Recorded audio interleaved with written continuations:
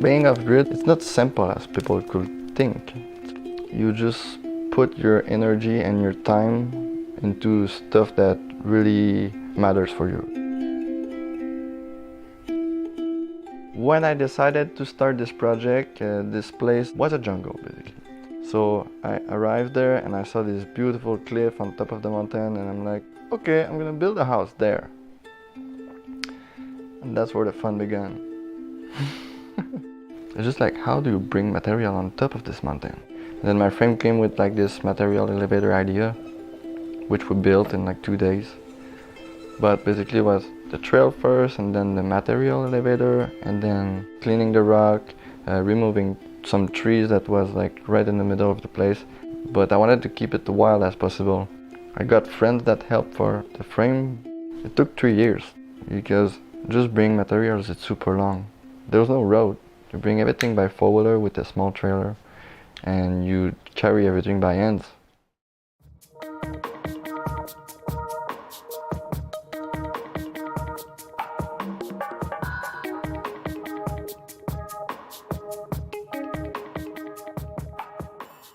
The total cost of this place is $65,000 Canadian dollar. That includes the purchase of the land, the solar system, and everything.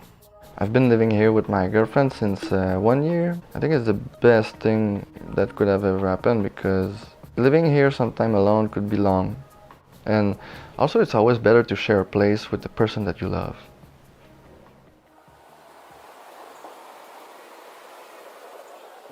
This cabin is 18 by 22 feet with like a front wall which is 20 feet tall and the back wall is 12 feet tall.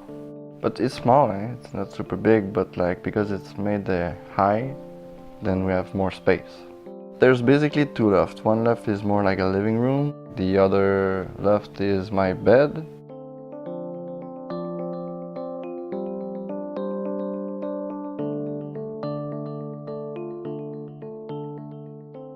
The main level is pretty cool, like it's really functional. The stove is in the middle, so like the heat is well distributed.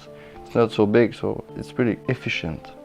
You sit there, have a coffee and look at your fire. There's nothing better than this. Kitchen is small, but basically everything you need is in there. A simple van cooking top, which is propane. And like the propane that I can bring here, because we're remote in the wilderness, it's the normal propane tank that you can get for your barbecue, and you last 3 months with this. So it's like basically $10 for 3 months. There's no toilet inside because I don't like composting toilet inside, so I have like an outside toilet, but the bathroom is a real bathroom, just a bath. There's a mechanical room where I have like my treatment for the water system, also my hot water heater, and the place also where I store my batteries for the solar. This house is solar powered. I got 1300 watts, 4 big 550 amp hour batteries, deep cycle, so I'm running on a 12 volt system here. And my fridge is a 110 volt fridge, but I'm gonna change for a 12 volt one because like you can really save on electricity. 2 things that take a lot of power is while I'm editing video and my satellite for internet. Those are basically the 2 things that you really need, like 110.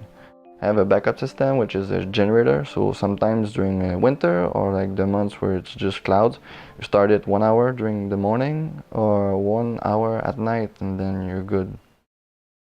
Being off-grid, it's always like surprise after surprise, because every place is different and every place have like its own setup challenge, own environment, and like everyone is different. You can talk about stuff and people are gonna have good ideas, but nobody got like the right supreme formula of being off-grid.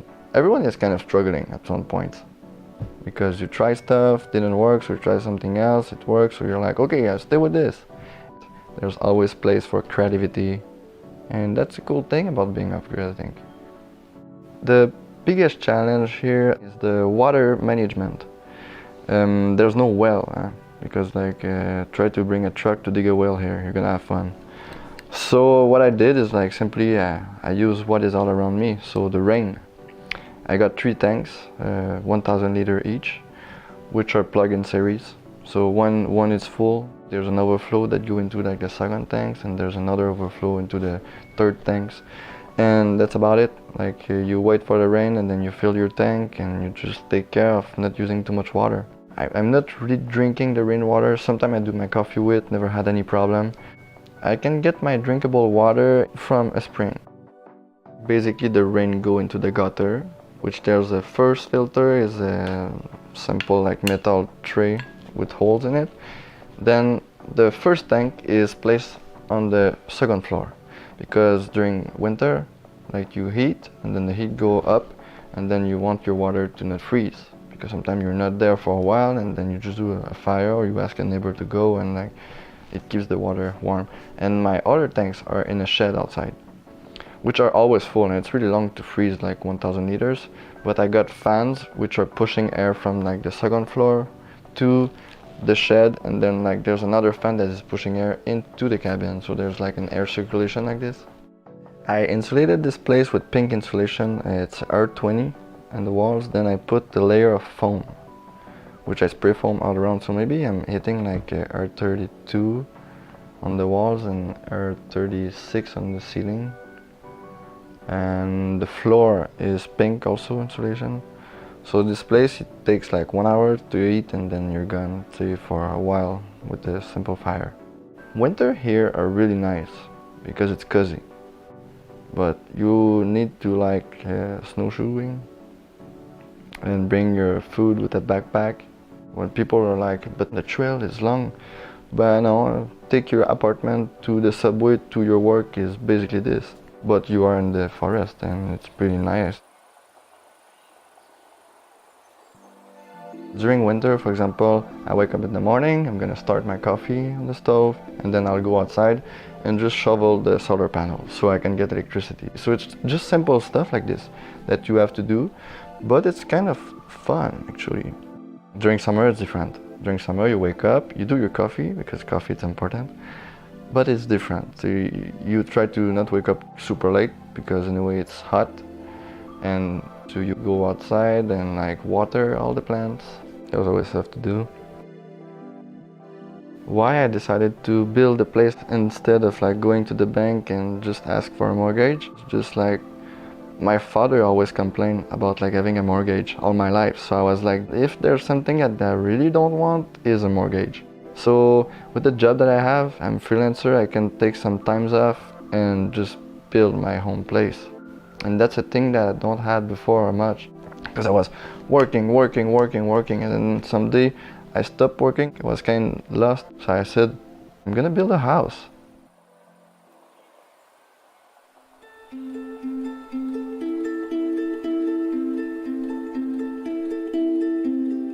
I wanted a more sustainable lifestyle also. I think it's sad what is happening right now. It's like we're not really like grounded with the nature, and like we think because we have the resources it's infinite, but we basically going into a wall like super fast. And like I wanted to have the experience of maybe if there's something happening, we're gonna know how to grow our own food. Also, you learn a lot about yourself while you're building a place like this, because you're like, okay, I use not much electricity finally, or I'm really good with water.